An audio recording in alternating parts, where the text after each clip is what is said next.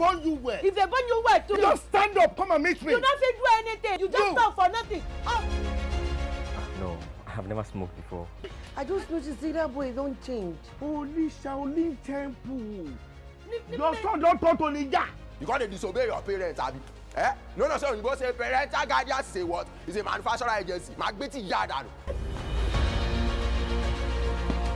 From now on, Nimbe is my favorite cousin. But for all the money we have spent on you to go school, you waste everything for here. You hire. Enough! Let me tell him how he has failed as a father. But this is home now.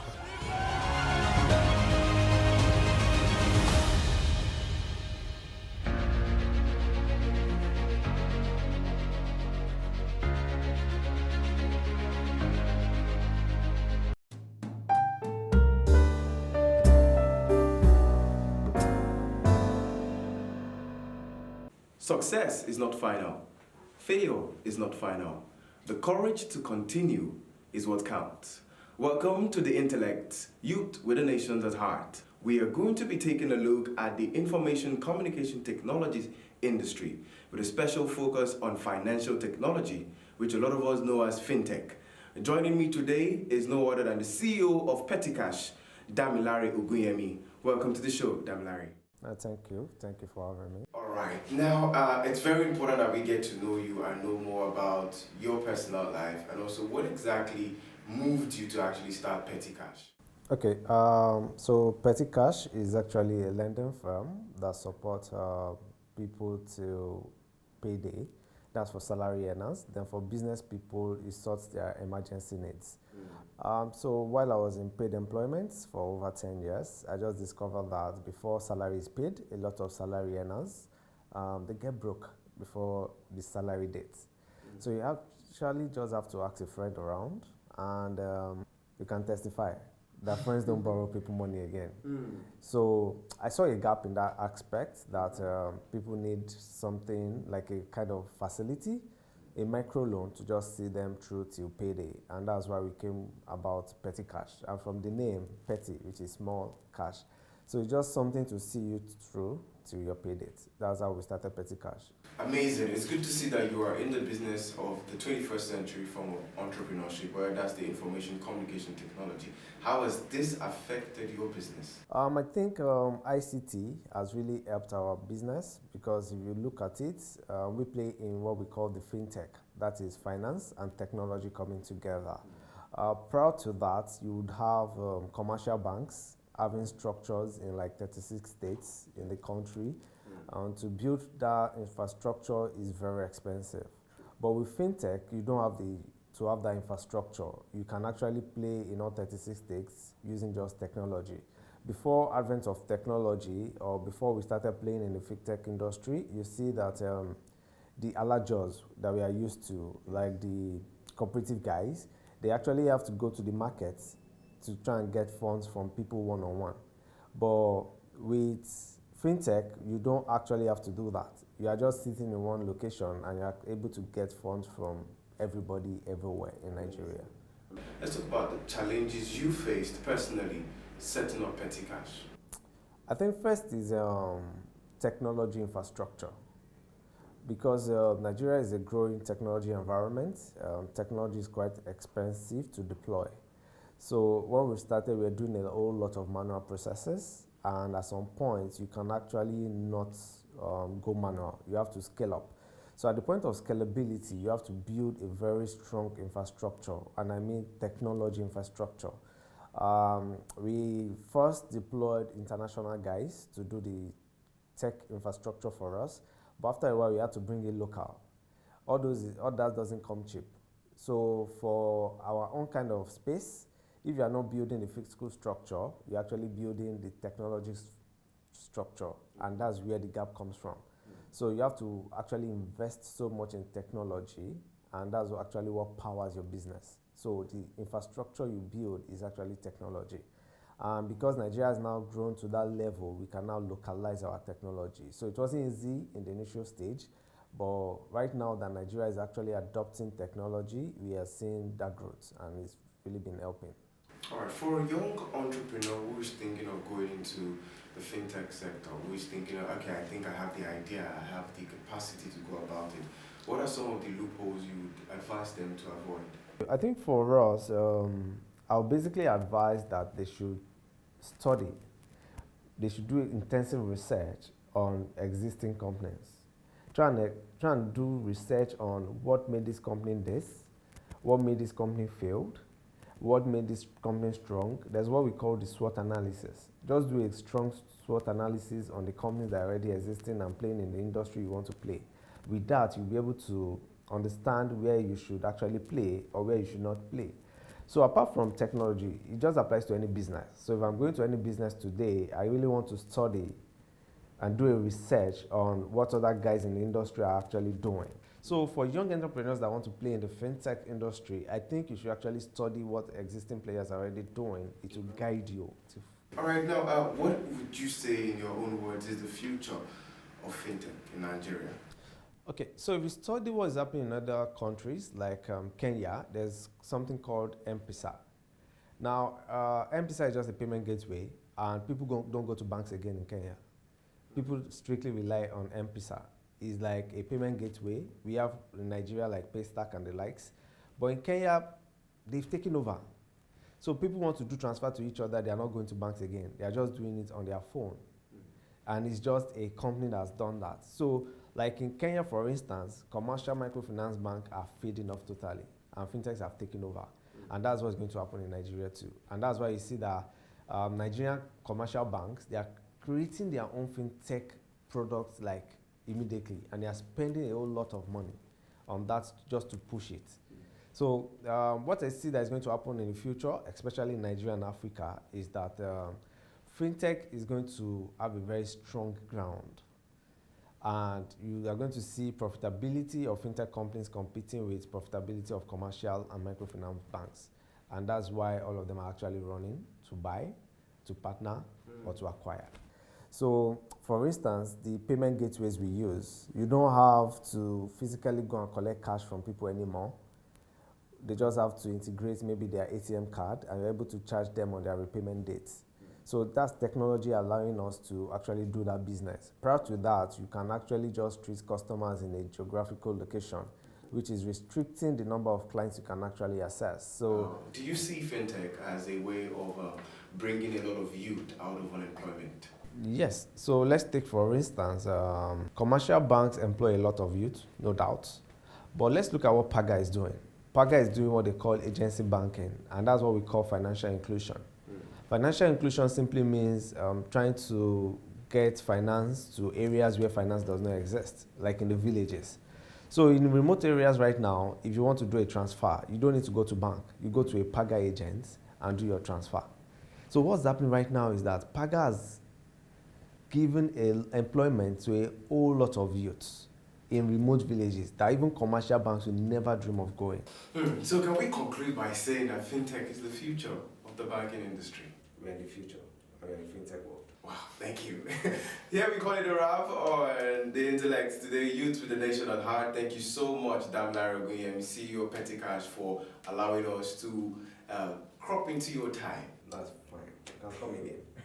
Thank you very much for being part of The Intellect, Youth with the Nation at Heart. Special thanks to our guest, Damilare Ogunyemi, CEO of Petty Cash Nigeria. For more information, do well to log onto our website, www.theintellects.com.ng.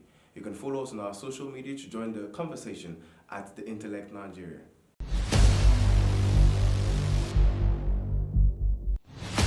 Welcome to another lovely segment of Intellect TV show, Youths with the Nation at Heart. Today we'll be speaking on a very, very amazing topic that we cannot actually do without, and it's technology and everything. So today with me in the studio, I have three amazing young men, and together we would have fun discussing this topic. So I'll leave them to introduce themselves. So please. Hi, my name is Adegoke Ayobami. Okay. Hi, my name is Mogbolu Maka. My name is Femi Ojo. That's wonderful. Nice to meet you, AY, Maka, and Femi. So today, we'll be speaking on technology is everything. And we just watched an interview with the CEO of Petty Cash in person of Mr. Ogunyemi. And I want us to actually discuss it. What do you think touched you the most when you watched this video? So I'll be starting with you, AY. What do you think caught your attention? While watching this video, I felt he has a passion for technology. He has a passion for the citizens of Nigeria. So watching this video, I can see his passion for what he does, and he's very good at what he does. So it's really good to see young people like this bringing out initiative to do something for themselves and for the citizens of this country. It's an amazing one. So Femi, what do you think? I would say its model, Mr. Yemi's model, was brought out of the fourth industrial revolution we're actually waiting for, because he's adding technology to what he does. That makes a difference. Oh, that's wonderful. So today, I'm still thinking right now, what is that thing you can do without technology being involved? I can't see anything you can do without technology. Because I think you can live a normal life without technology. Is that possible? We've gotten to the stage where technology is already part of us. Yes, but unconsciously. Even in the world, the top 10 companies in the world are all tech-based. Okay. So what do you think startup businesses like that can do? I'll start with you, Maka. Well, in terms of data, how do you analyze your data? How do you make your strategies? You can't start opening a ledger where you're reading all the sales down one by one to look for which item sells the most. Nobody does that these days. Yeah. Okay. What you should be looking for is a technology or a system, an innovative system that helps you, banking softwares, finance softwares, accounting softwares. There's almost a technological solution for almost any problem you're facing right now. He said something about bringing our ledger and all, and it seems like technology is being streamlined to a particular class of people, the elite, the middle class. So for people, I know there must be one market woman somewhere who doesn't have access to all of these, or just a young man selling provision or something. How do you think that people like that can be able to embrace technology and make their businesses thrive without having to spend so much and all? Okay, a fantastic question. I would say education. Okay, over the last 15 years, we have what we call the United Nations Sustainable Development Goals. Okay. The goal for is quality education, and as a matter of fact, we need to go back to our drawing board to make sure that we educate these people, this semi-literate or illiterate so-called, so that they can actually be on the same page. And that's it, because by 2020, we actually have the fourth industrial revolution very close to us. So we need to actually make sure that we are treading a path where we carry everybody along.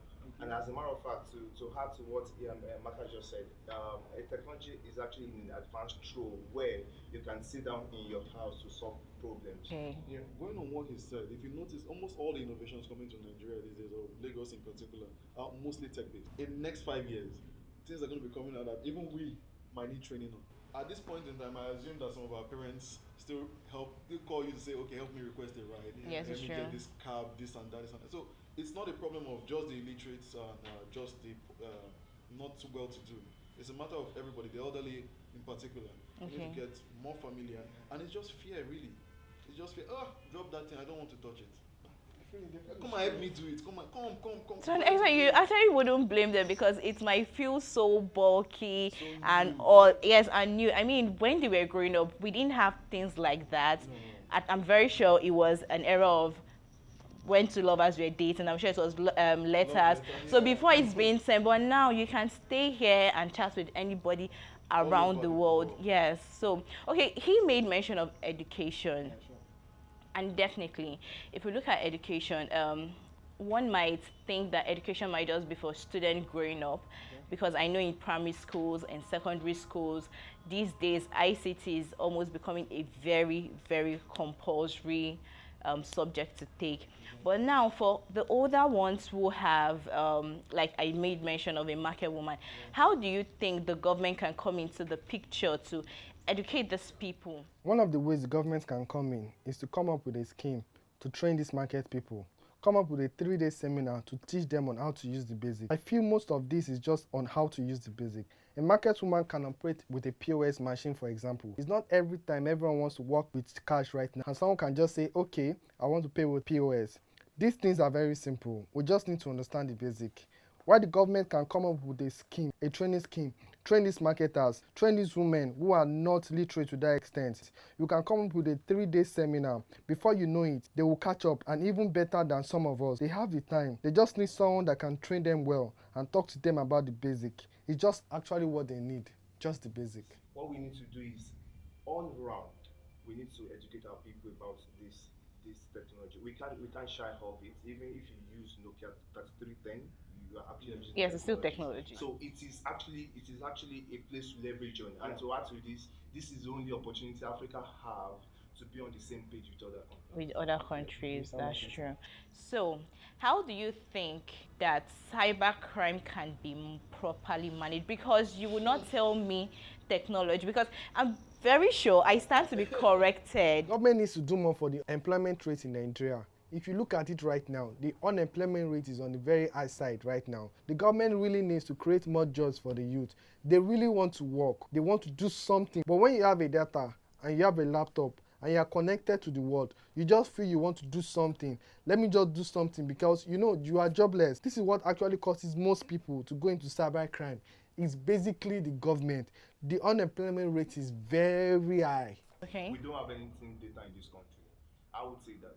I'm not trying to stand against the government or anything. We do not have data. Comprehension. We do not have data. We should have comprehensive Even database. if you could hack the guys like Okay, Microsoft. Femi, sorry to cut you short. You said, I want to get the point. Are you trying to say, because I know if you go into some offices, they have data handwritten. So are you trying to say that's not what it's talking about?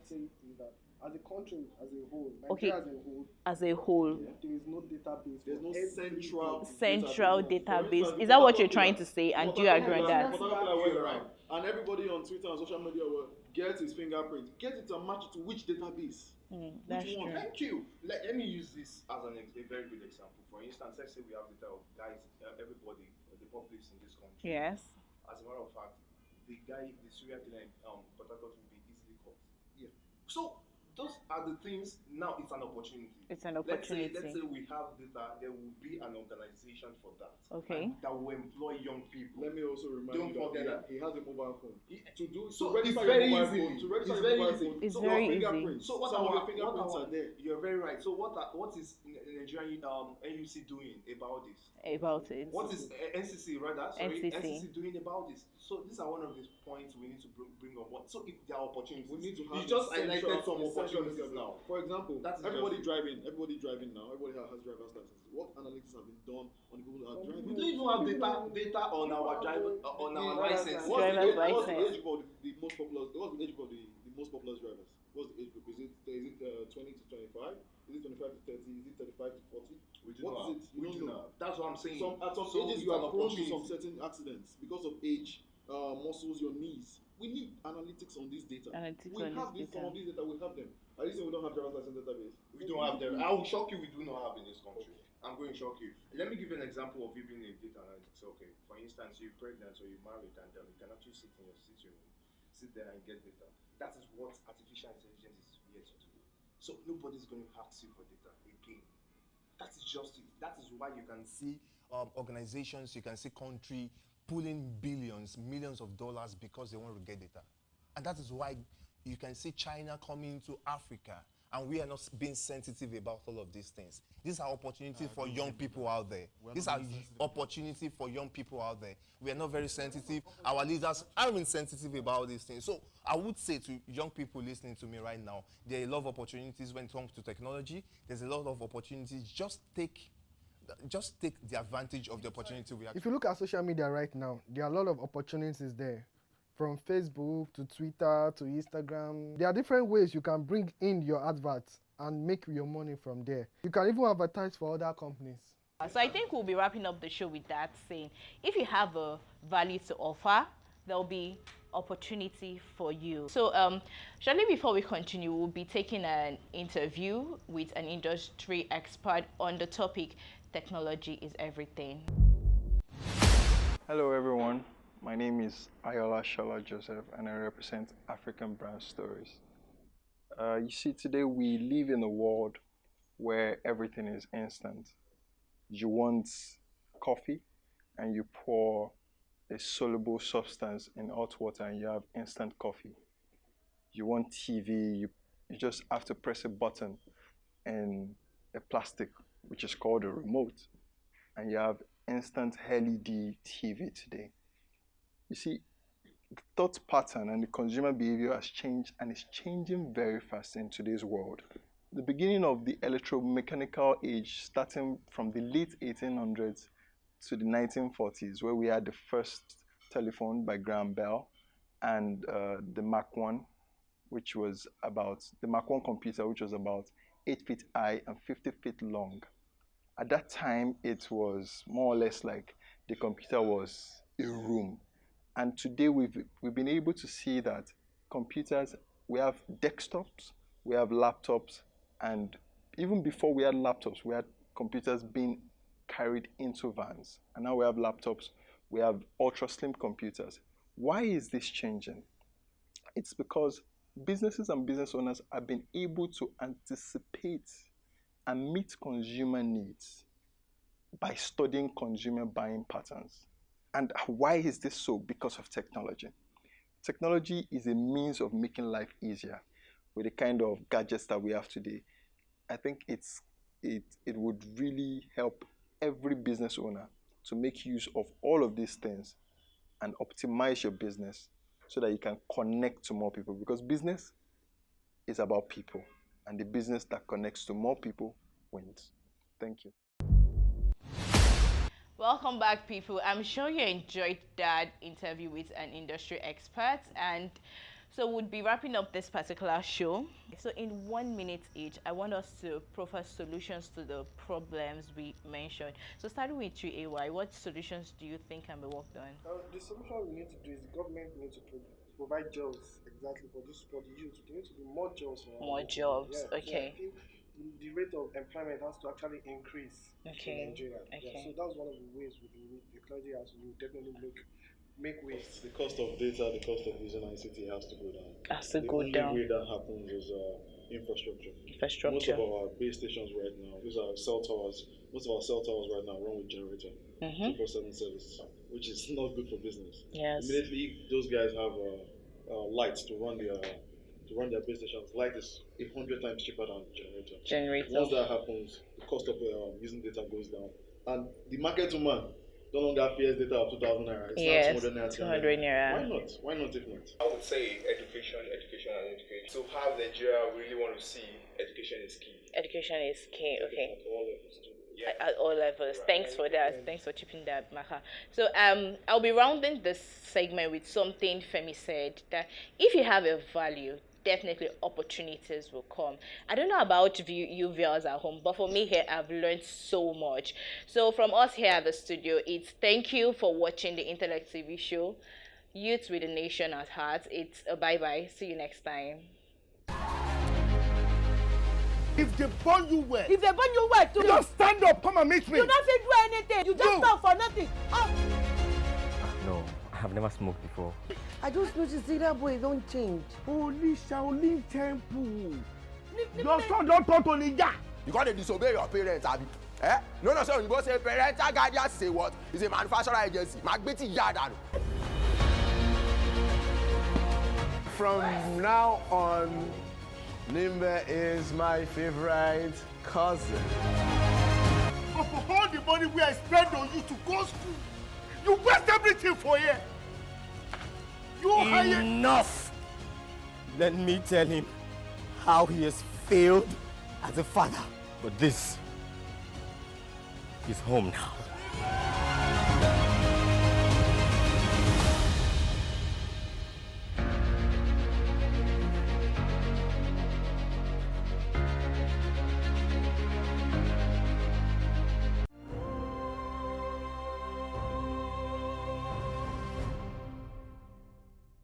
Thanks to Million and everyone on the panel for that very engaging session. Trust me, I was enlightened, and I hope you were too. This is the Business Crest, and you are welcome. My name is God Queen Aneke. Now, have you ever thought of giving up? Have you thought of dropping everything you've tried to work for, everything you've been working for? Have you thought of, because of the way everything has been going, yes, it's not been easy, but you're so tired. You've tried and tried and tried, and let me just drop this thing. I beg, I'm tired. It will not kill me. Well, I'm here to remind you about this very popular saying that goes, Rome wasn't built in a day. Now, let's take a quick peek at Joseph C. Wilson's story. Joseph C. Wilson was the founder of Xerox Corporation, and he started this business in his late 1960s. He was born in 1909 and he died in 1971. Now let's do a quick maths. He started this business in 1960s and he died in 1971. That means he started a little bit late and he just had a short period of time to run his business, of which his family continued the business up to this very moment. Now, what I'm here to tell you is there's no lateness to greatness. All the young guys out there that just want to be rich in like minutes or few seconds, no, darling, it takes a step and another step and another step, and trust me, you'll get there. All you have to do is to just start it. Start whatever it is that you want to do, and trust me, you will get there in no time. Do not be afraid to start, because fear is success #1 enemy. So guys, do not forget to register for the Startup 100 on our website, and for more information, visit all our social media platforms down below. Thank you.